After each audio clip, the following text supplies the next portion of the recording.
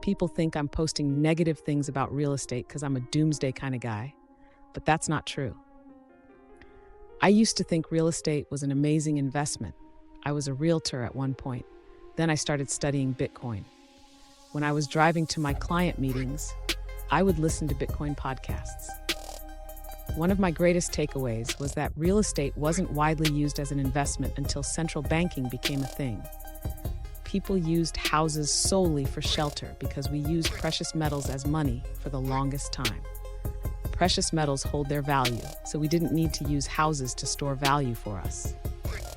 Precious metals were a great store of value because they were difficult to produce, but people stopped using precious metals because governments slowly transitioned them away.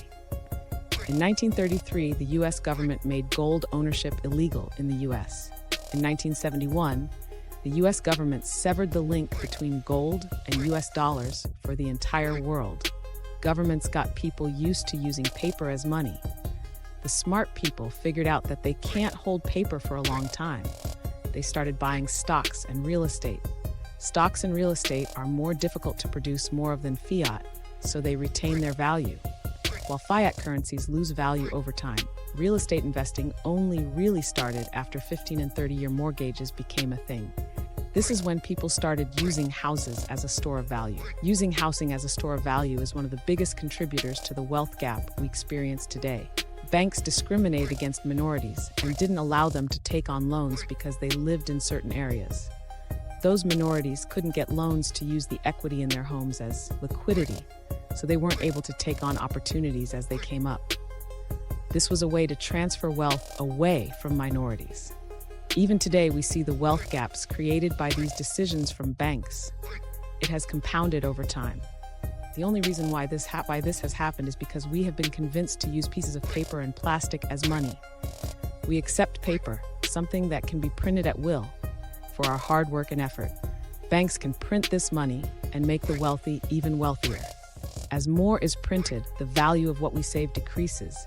We have to work for it, while they can create it out of thin air. Fiat currencies are the biggest scam we fell for. They are used to extract wealth from savers and move it to the wealthiest people in society. The wealthiest people love stocks and real estate because the stocks and real estate are what make them wealthy. But investments in real estate are funded with fake money printed out of thin air.